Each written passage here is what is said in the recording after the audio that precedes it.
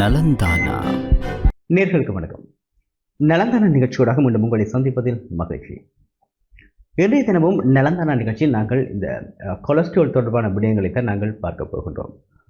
Cholesterol என்றால் என்ன, அது எவ்வாறு ஒரு மனிதனை தாக்குகின்றது, அந்த கொலஸ்ட்ரால் வந்தால் எவ்வாறான உணவு பழக்க வழக்கங்களை அந்த கடைப்பிடிக்க வேண்டும், அவர்களுக்கான உடற்பயிற்சி போன்ற பல்வேறு விடயங்களை நாங்கள் இன்றைய தினம் இந்த நலந்தான நிகழ்ச்சியோடாக பார்க்க போகின்றோம். நான் நினைக்கிறேன் இது இன்றைய காலகட்டத்தில் ஒரு முக்கியமான ஒரு விடயத்தை நாங்கள் இன்றைய தினம் கதைக்கப் போகின்றோம். இது தொடர்பான விளக்கங்களையும் கருத்துக்களையும் பகிர்ந்து கொள்வதற்காக யாழ் பொதுநா வைத்தியசாலையினுடைய பொது வைத்திய நிபுணர் டாக்டர் எஸ் கேதீஸ்வரன் அவர்கள் இன்றைய தினம் நமது கிளையகத்துக்கு வருகை தந்திருக்கிறார். வணக்கம் டாக்டர். வணக்கம். நாங்கள் இந்த நலந்தான நிகழ்ச்சியோடாக இதற்கு முன்னரும் நாங்கள் பல நோய் நிலைமைகள், அதற்கான தீர்வுகள், உணவு பழக்க வழக்கங்கள், உடற்பயிற்சி போன்ற பல்வேறு விளக்கங்களை நீங்கள் வழங்கியிருக்கின்றீர்கள். ஆனால் இன்றைய இந்த காலகட்டத்தில் நாங்கள் பார்க்கலாம் இந்த கொலஸ்ட்ரால் என்பது சிறுவர்கள் முதல் பெரியவர்கள் வரை இந்த கொலஸ்ட்ராலால் பாதிக்கப்பட்டிருக்கின்றார்கள். பொதுவாக பார்க்கலாம் டாக்டர், ஒரு மனிதனுக்கு கொலஸ்ட்ரால் எவ்வாறான தன்மையில் வருகின்றது? முதலாவதாக இந்த கொலஸ்ட்ராலை பற்றி நாங்கள் பார்ப்போமா இருந்தால், கொலஸ்ட்ரால் என்பது ஒரு உணவு சத்து. அது உடலுக்கு தேவையான ஒரு சத்து. அதாவது உடலில் உள்ள கிழங்குகள் ஒவ்வொன்றிலும் இருக்கின்ற மென்சவ்வு, அகஞ்சுரக்கும் சுரப்புகின்ற சுரப்புகள் என்பவை இந்த கொலஸ்ட்ராலால் ஆனவை. அவை கொலஸ்ட்ரால் என்பது ஒரு மனிதனுக்கு தேவையான ஒரு சத்து. ஆனால் நாங்கள் இது உணவின் மூலமாக பெற வேண்டிய அத்தியாவசியம் இல்லை. ஏனென்றால் கொலஸ்ட்ரால் உடலில் உற்பத்தியாகும் ஒரு சத்து பதார்த்தம். எனவே இதை நாங்கள் வெளியிருந்து எடுக்க வேண்டிய தேவை இல்லை. ஆகவே இந்த கொலஸ்ட்ரால் சாதாரண நிலையில் காணப்படும் போது அதனால் பாதிப்பு ஏற்படுவதில்லை. ஒரு அளவுக்கு மேலே கொலஸ்ட்ரால் அதிகரிக்கும் போது தான் மனிதரில் பல்வேறான பிரச்சனைகள் ஏற்படுகின்றன. சரி, இப்போ நீங்கள் குறிப்பிட்டது போன்ற, அதாவது இந்த நாங்கள் உட்கொள்கின்ற உணவுகளால் இந்த கொலஸ்ட்ரால் உடம்பில் சேர்வதில் இந்த உடலில் உற்பத்தியாகின்றது. ஆனால் அது எவ்வாறான தன்மையில் ஒரு மனிதனுக்கு அதிகரிக்கின்றது? அதாவது தானாக உடலில் தேவையான கொலஸ்ட்ரால் வருகின்ற பொழுது ஏன் அளவுக்கு அதிகமாக ஒரு மனிதனுக்கு கொலஸ்ட்ரால் வருகின்றது? அதாவது நாங்கள் எம்முடைய வாழ்க்கை படிமுறைகள், அதாவது உடற்பயிற்சி, உணவு போன்றவற்றில் நாங்கள் விடும் பிழைகளால் தான் இந்த கொலஸ்ட்ரால் அதிகரிக்கின்றது. முக்கியமாக நாங்கள் அதிகமாக உடற்பயிற்சி செய்வதில்லை. கூடுதலான நேரங்களில் நாங்கள் டெலிவிஷனுக்கு முன்னாலோ அல்லது ஒரு ஸ்மார்ட் போனுடனோ செலவழிக்கின்றோம். ஆகவே நமது உடலில் இருந்து சக்தி விரயமாவது குறைவடைகின்றது. அது மட்டும் இல்லாமல் நாங்கள் அதிகமான உணவுகளை எடுக்கின்றோம். குறிப்பாக மாப்பொருட்கள், சீனி பதார்த்தங்கள், எண்ணெய் வகைகளை அதிகமாக உணவில் சேர்த்து கொண்டுகின்றோம். இப்போது உணவு உடலில் சேரும்போது அந்த உணவு உடைக்கப்படாமல் சக்தி விரையாமல் இருக்கும்போது அது உடலில் கொலஸ்ட்ராலாக, கொழுப்பாக மாற்றப்பட்டு அது உடலில் பல்வேறு பகுதிகளில் தேங்க வைக்கப்படுகின்றது. இதனால் தான் இந்த உடலில் கொலஸ்ட்ரால் அதிகரிப்புக்கு முக்கியமான காரணம். இதைவிட பாரம்பரிய காரணிகளும் ஓரளவு கொலஸ்ட்ரால் அதிகரிப்புக்கு செல்வாக்கு செலுத்துகின்றன. இதில் ஒரு வகை ஒன்று ஃபேமிலியல் ஹைப்பர் கொலஸ்ட்ரீமியா என்ற ஒரு வகை உள்ளது. இது அரிதாகத்தான் 100-இல் ஒருவருக்குத்தான் இந்த நோய் ஏற்படுகின்றது. அவர்களில் தாய் தந்தையருக்கு கொலஸ்ட்ரால் காணப்பட்டால் பிள்ளைகளுக்கு கொலஸ்ட்ரால் ஏற்படும். இதைவிட பொதுவாக ஏற்படும் கொலஸ்ட்ராலானது பல்வேறுபட்ட காரணிகளால் ஏற்படுகின்றது. இதில் ஒரு பாரம்பரிய காரணியும் இருக்கின்றது. அதைவிட உடற்பயிற்சியின்மையும் அதிக உணவு உட்கொள்வதுதான், தவறான உணவு பழக்க வழக்கங்கள்தான் பிரதானமான காரணமாக இந்த கொலஸ்ட்ரால் அதிகரிப்புக்கு ஏதுவாக அமைகின்றது. சரி, இப்போ நாங்கள் பார்க்கலாம், அதாவது இந்த கொலஸ்ட்ராலில் நல்ல கொழுப்பு, கெட்ட கொழுப்பு என்று இருக்கிறது. அது எவ்வாறு உங்களுடைய எவ்வாறான உணவு பழக்க வழக்கங்களாக நாங்கள் எங்களுடைய நல்ல கொலஸ்ட்ராலை அதிகரிக்கலாம், இந்த கெட்ட கொலஸ்ட்ராலை குறைக்கக்கூடியதாக இருக்கும்? நல்ல கொலஸ்ட்ரால்னு சொல்லப்படுறது HDL cholesterol, high density lipoprotein என்பது. இது என்ன செய்யும் என்றால், உடம்பில் இருக்கின்ற குருதி குழாய்கள், தசைகள், இதயம் போன்றவற்றுள்ள கொலஸ்ட்ராலை ஈரலுக்கு எடுத்து சென்று அது அழிவடைய உதவி செய்கிறது. அந்த நல்ல கொலஸ்ட்ரால் என்பது HDL கொலஸ்ட்ரால். LDL கொலஸ்ட்ரால் அல்லது லோ டென்சிட்டி லிப்போப்ரோட்டீன் ஈரலிலிருந்து அல்லது உடல் மற்ற பகுதிகளிலிருந்து கொலஸ்ட்ராலை எடுத்து சென்று குருதி குழாய்கள், இதயம் போன்ற இடங்களில் சேர்க்கிறது. இது கூடாத கொலஸ்ட்ரால் அல்லது பேட் கொலஸ்ட்ரால் என அழைக்கப்படுகின்றது. இது காரணமாக பல பாதிப்புகள் ஏற்படுகின்றன. நாங்கள் LDL கொலஸ்ட்ரால் கூடுவதற்கான காரணம் என்று பார்த்தால், நான் முன் குறிப்பிட்டது போல அதிக உடற்பயிற்சி செய்யாமல் இருப்பதும் உணவு பழக்க வழக்கங்கள் தான் முக்கியமான காரணமாக அமைகின்றது.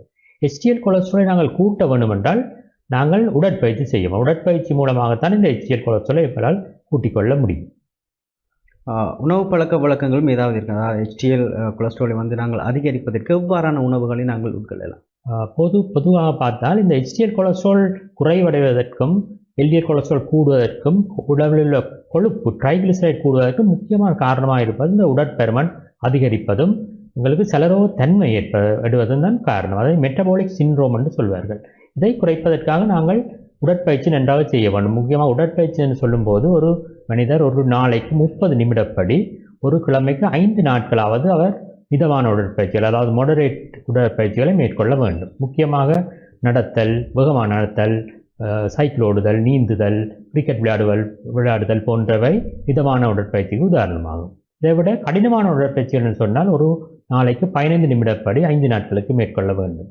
கடினமான உடற்பயிற்சிகளுக்கு உதாரணமாக ஓடுதல், வேகமாக நீந்துதல், வேகமாக சைக்கிள் ஓடுதல், ரக்பி, ஃபுட்பால் போன்ற விளையாட்டுகளில் ஈடுபடுதல் போன்றவை கடினமான உடற்பயிற்சிக்கு உதாரணமாகும். இவற்றின் மூலமாக நாங்கள் எங்களோட HDL கொலஸ்ட்ராலை அதிகரித்து LDL கொலஸ்ட்ராலை குறைத்துக் கொள்ளக்கூடியதாக இருக்கும். இதைவிட உணவு பதார்த்தங்களை பொறுத்தவரை நாங்கள் எண்ணெய் வகைகளை கூடுமான அளவு உணவில் குறைத்துக் கொள்ள வேண்டும்.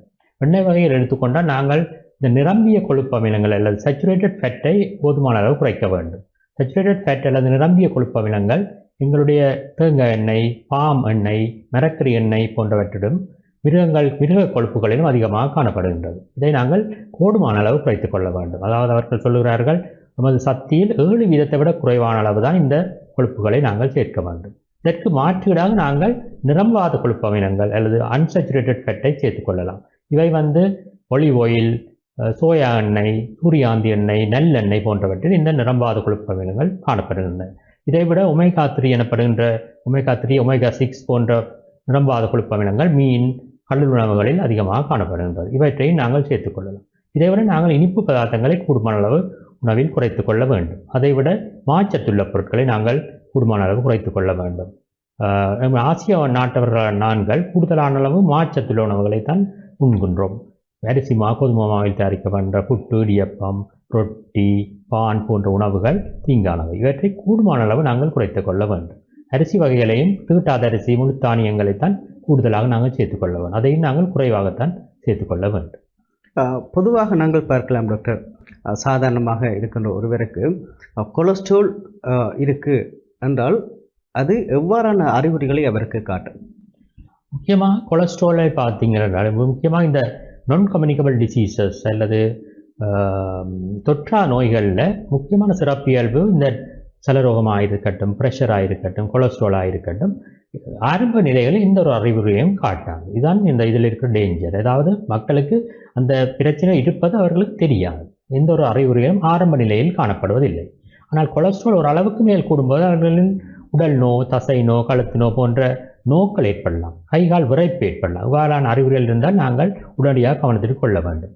அதைவிட நாங்கள் நோய் நிலை முற்றி அறிகுறிகள் ஏற்படும் போது அது இந்த காலம் கடந்த நிலை என்று தான் எடுத்துக்கொள்ள வேண்டும். உதாரணமாக ஒரு மாரடைப்பு ஏற்படும் போது, ஒரு அஞ்சைனா ஏற்படும் போது, இல்லை பாரிசவாதம் ஏற்படும் போது தான் எங்களுக்கு அறிகுறிகள் முதல் தரம் அறியக்கூடியதாக இருக்கும். அவ்வாறு நிலையில் நாங்கள் நமக்கு ஏற்கனவே ஒரு தாக்கம் ஏற்பட்டுவிட்டு அதன் கண்டுபிடிப்பதால் அவ்வளவு பெரிய பிரயோசனம் ஏற்பட போவதில்லை.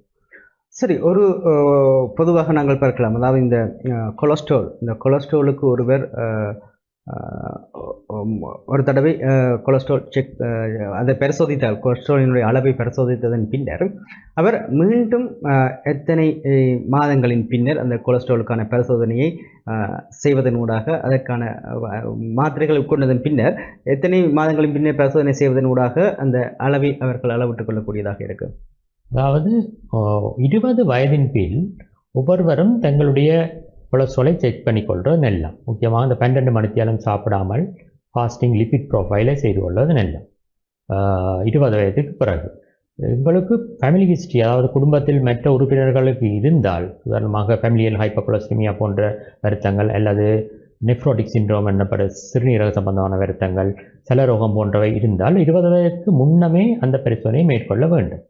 இதன் பின் ஒருவருக்கு கொலஸ்ட்ரால் நோய் இல்லை என்று கண்டுபிடிக்கப்பட்டால் 20 வயதின் பின் அவர் ஒரு 5 வருடங்களின் பின் அதை பரிசோதித்தால் போதுமானது.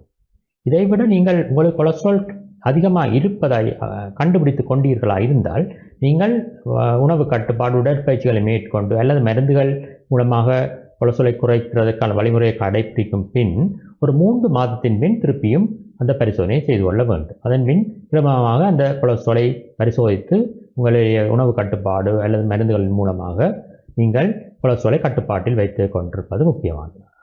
சரி டாக்டர், இப்போ நாங்கள் பார்க்கலாம். அதாவது இந்த நீங்கள் குறிப்பிட்டது போன்று ஒருவர் இந்த 20 வயதின் பின்னர் இந்த கொலஸ்ட்ராலுக்கான பரிசோதனையை செய்கின்ற பொழுது அவருக்கு கொலஸ்ட்ராலினுடைய அளவு கூடுதலாக இருக்கின்றது. அவர் அதற்கான மாத்திரைகளை எடுத்துக்கொள்கின்றார் கிரமமாக. அதே போன்று உணவு பழக்க வழக்கங்கள் உடற்பயிற்சியை செய்து இந்த கொலஸ்ட்ராலினுடைய அளவை அடுத்த 3 மாதங்களின் பின்னர் அவர் பரிசோதிக்கின்ற பொழுது கொலஸ்ட்ராலினுடைய அளவு கட்டுப்பாட்டுக்குள் இருக்கின்றது. அதன் பின்னர் அவர் தொடர்ந்து மாத்திரைகளை எடுத்துக்கொள்ளலாமா, அல்லது அவர் மாத்திரைகளை எடுத்துக்கொண்டு தவிர்த்துவிட்டு உடற்பயிற்சி உணவுகளின் ஊடாக அதை கட்டுப்படுத்த முடியுமா? நல்ல கேள்வி. அதாவது இது மேலொரு ஒரு வைத்தியரால் தான் அது தீர்மானிக்கப்பட வேண்டும். முக்கியமாக நாங்கள் ஒரு சாதாரண ஒருவருக்கு கொலஸ்ட்ரால் அதிகமாக இருந்தால் முதலில் நாங்கள் உணவு கட்டுப்பாடு உடற்பயிற்சி மூலமாக அதை குறைப்ப முயற்சிப்போம். முக்கியமாக கொலஸ்ட்ரால் எல்டிஎல் கொலஸ்ட்ராலின் அளவு 190 விட குறைவாக இருந்தால் இவ்வகையான வழிமுறைகளை கடைபிடிக்கலாம். ஆனால் இவருக்கு ஒரு இருதய வருத்தம் அல்லது ஒரு பாரிசவாதம் அல்லது அவருடைய குடும்ப உறுப்பினர்கள் இளவயதில் இருதய நோயினால் பாதிக்கப்பட்டார்கள், அவருக்கு புகைப்பிடிக்கும் பழக்கம் உள்ளது, ப்ரெஷர் உள்ளது போன்ற காரணிகள் இருக்குமாக இருந்தால் அவருக்கு நாங்கள் கொலஸ்ட்ரால் மருந்துகளை பயன்படுத்த தொடங்குவோம். அதாவது அவருக்கு அதை நாங்கள் கால்குலேட் பண்ண ஒரு ரிஸ்க் ஸ்கோர் இருக்கிறது. அதுக்கான ரிஸ்க் ஸ்கோர்கள் இருக்குது. ஒரு வைத்தியர் அதை கால்குலேட் பண்ணுவார். அதை கால்குலேட் பண்ணி அவருக்கு ரிஸ்க் இருந்தால், அதாவது ஒரு 20% மேற்பட்ட ரிஸ்க், ஒரு ஹார்ட் அட்டாக் வர்றதுக்குரிய சாத்தியக்கூறு இருந்தால் அவர் மருந்தை பயன்படுத்த தொடங்க வேண்டும். அப்படி தொடங்கப்பட்டால் அவர் வாழ்க்கை முழுவதும் அதை பயன்படுத்த வேண்டும், இடையில் நிற்பாட்டக்கூடாது. உதாரணமாக ஒருவருக்கு கொலஸ்ட்ரால் அளவு 190 விட கூட, எல்டிஎல் கொலஸ்ட்ராலின் அளவு 190 விட கூடமாக இருந்து, அல்லது அவருக்கு இருதய வருத்தங்கள் இருந்து, அல்லது அவருக்குரிய ஹார்ட் அட்டாக் வர்ற சான்ஸ் 20% விட கூடுதலாக இருந்தால் அவருக்கு கொலஸ்ட்ரால் மருந்து தொடங்கப்பட்டால் அதை எக்காரணத்து கொண்டு நிப்பாட்டக்கூடாது. வைத்தியரின் ஆலோசனை இல்லாமல் அதை நிப்பாட்டக்கூடாது. அவருக்கு இந்த கொலஸ்ட்ரால் மருந்து எடுப்பதற்கான காரணம் கொலஸ்ட்ரால் மட்டுமே இல்லை, அவருக்கு ஹார்ட் அட்டாக் வர்ற சாத்தியக்கூறு மிக அதிகம் என்பதால் தான் இந்த கொலஸ்ட்ரால் மருந்து பயன்படுத்தப்பட்டது. ஆகவே அதை இடையில் நிறுத்த முடியாது. தொடர்ந்தும் சிறிது இடைவெளியை தொடர்ந்து நாங்கள் இணைந்திருப்போம்.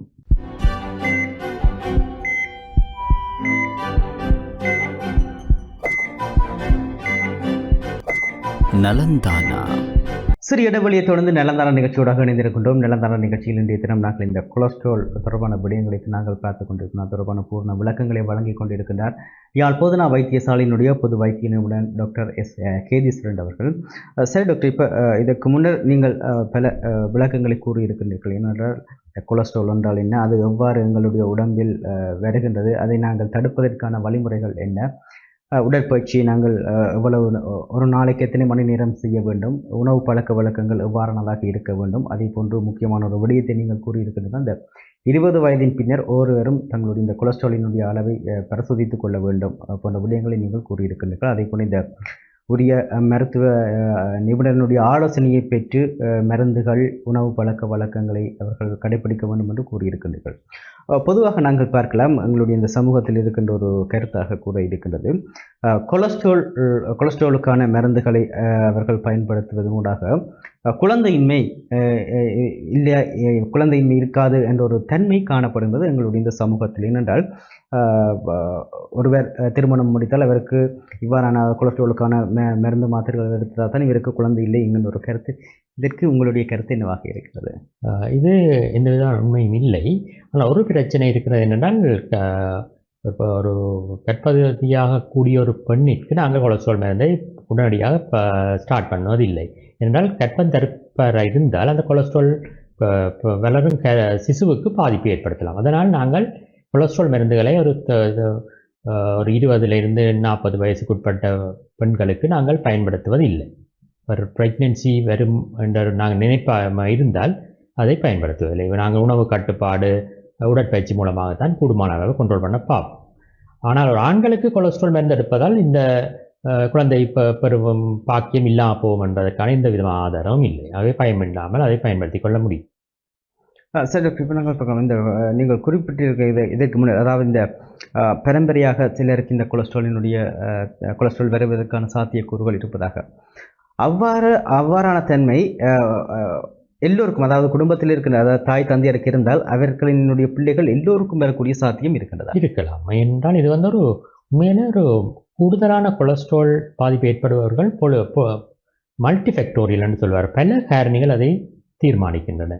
கட்டாயம் எல்லாருக்கும் வருமென்று இல்லை, ஆனால் ஒரு ரிஸ்க் கொண்டு இருக்கும் அவைகளுக்கு. உதாரணமாக உடற்பயிற்சி செய்யாதவர்களாக அல்லது அதிகமாக உண்பவர்களாக, உணவு பழக்கங்கள் பிழையாக இருந்தால் அவர்களுக்கு வரக்கூடிய சாத்தியங்கள் மிக அதிகம். ஆனால் எல்லாருக்கும் ஏற்படும் என்று சொல்ல முடியாது.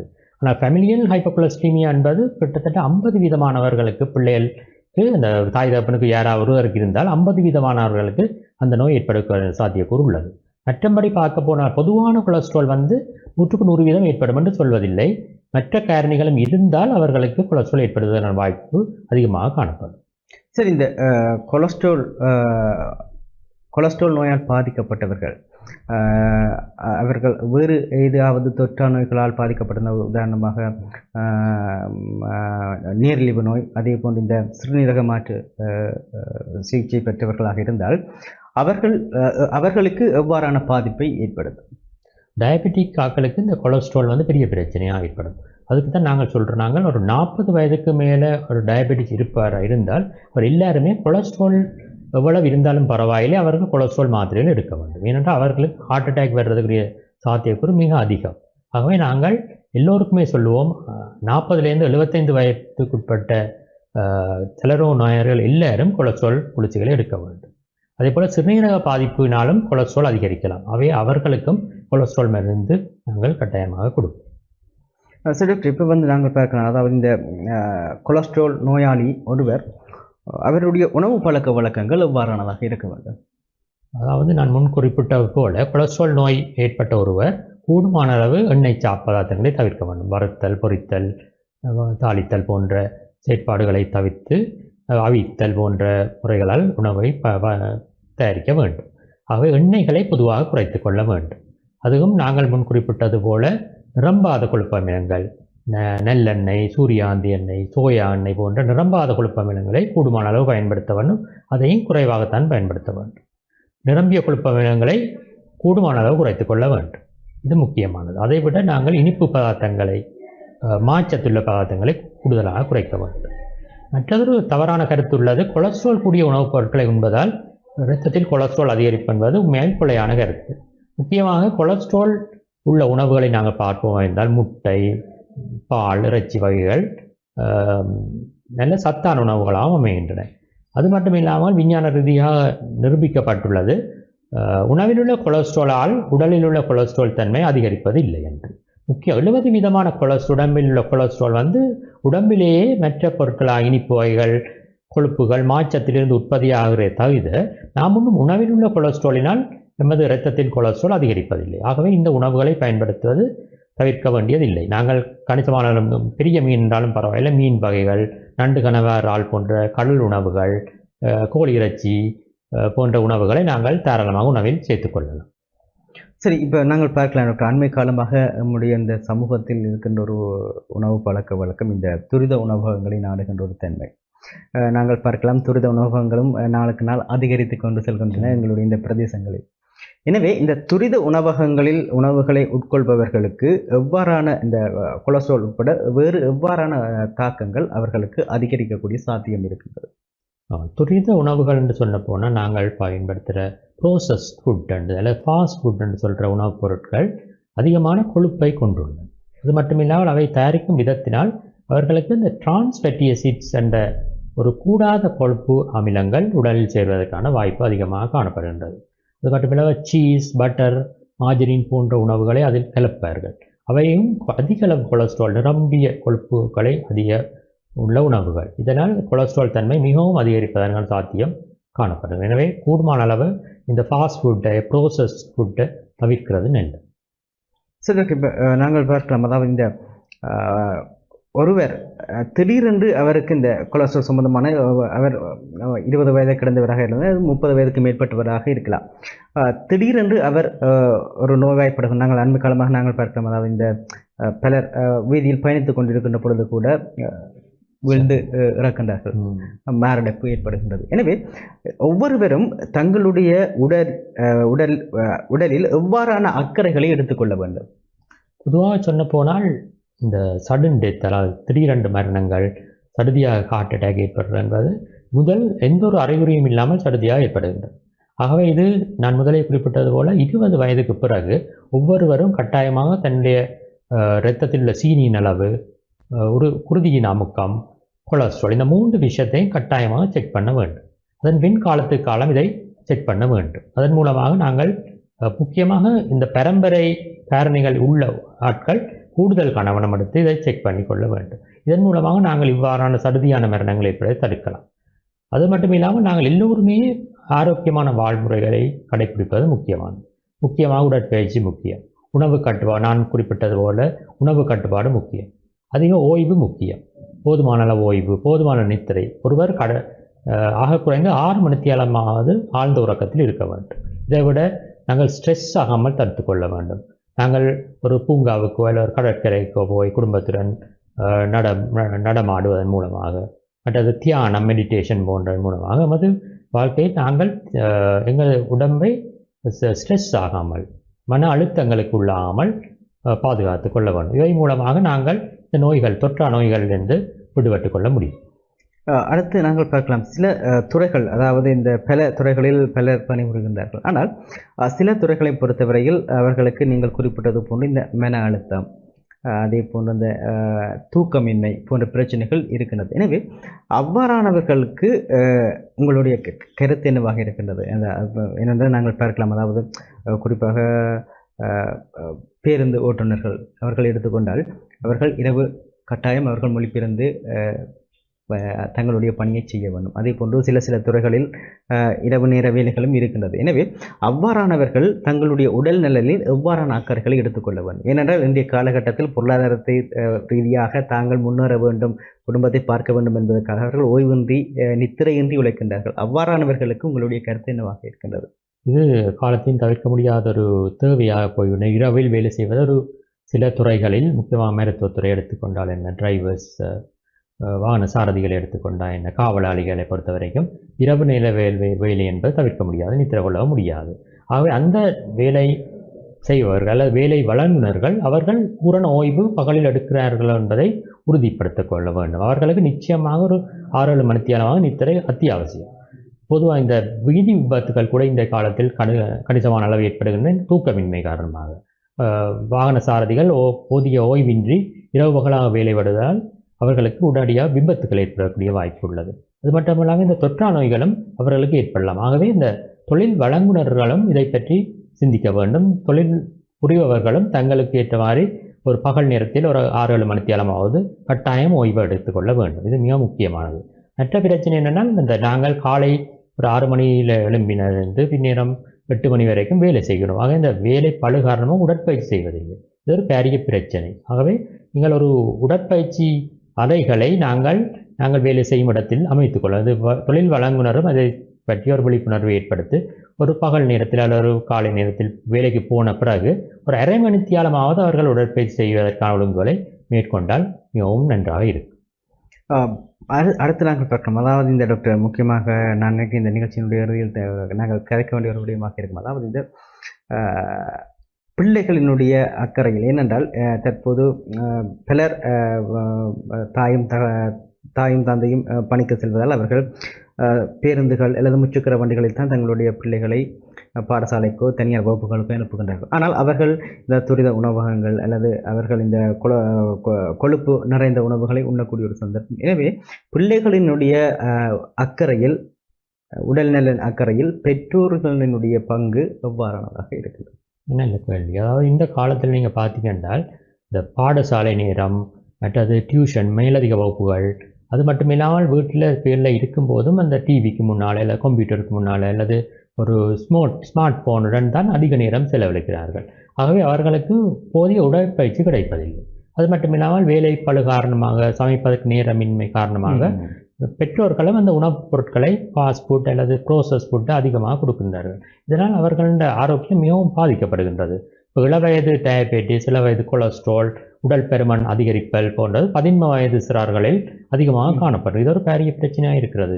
ஆகவே நாங்கள் இது சம்பந்தமாக ஒரு தேசிய ரீதியில் ஏதாவது செய்ய வேண்டும். உதாரணமாக இந்த கல்வி சீர்திருத்தத்தின் மூலமாக இந்த மேலதிக வகுப்புகளுக்கு போவதை குறைப்பது நல்லதென்று நான் நினைக்கிறேன். எல்லா பாடசாலையிலும் நன்றாக படிப்பித்தால் எல்லாருக்கும் ஒரே அளவான கல்வி வழங்கப்பட எல்லா பாடசாலைகளிலும் இந்த மேலதிக நேர வகுப்பு என்பது தேவையற்ற ஒன்று. அதை தவிர்க்கலாம். அது மட்டும் இல்லாமல் பாடசாலை நேரத்திலே கூடுமான அளவு விளையாட்டுகள் உடற்பயிற்சிகளை ஒழுங்குபடுத்துவதன் மூலமாக இந்த நிலையை ஓரளவு கட்டுப்பாட்டுக்கு கொண்டு வரலாம்.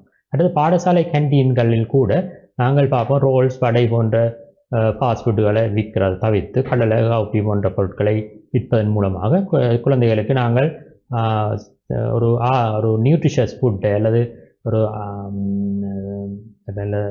ஆரோக்கியமான உணவை வழங்குவதன் மூலமாக இந்த பிரச்சனையிலிருந்து ஓரளவு விடுவித்துக் கொள்ள முடியாமல் இருக்கு. நன்றி. இன்றைய தினமும் நலந்தான நிகழ்ச்சி நிறைவடைகிறது. இன்றைய தினம் நலந்தான நிகழ்ச்சியில் நான் நினைக்கின்ற இந்த கொலஸ்ட்ரால் தொடர்பான முழுமையான விளக்கங்களை வழங்கி இருக்கின்றார் யாழ் போதனா வைத்தியசாலையினுடைய பொது வைத்திய நிபுணர் டாக்டர் எஸ் கேதீஸ்வரன் அவர்களுக்கு நாங்கள் நன்றிகளை கூறிக்கொண்டு யாழ்ப்பாண நீர்ழிவு கழகத்தினுடைய தலைவர் மைக்கேல் அவர்களுக்கு நன்றிகளை கூறிக்கொண்டு மீண்டும் மற்றொரு நிகழ்ச்சியோட சந்திப்போம். வணக்கம்.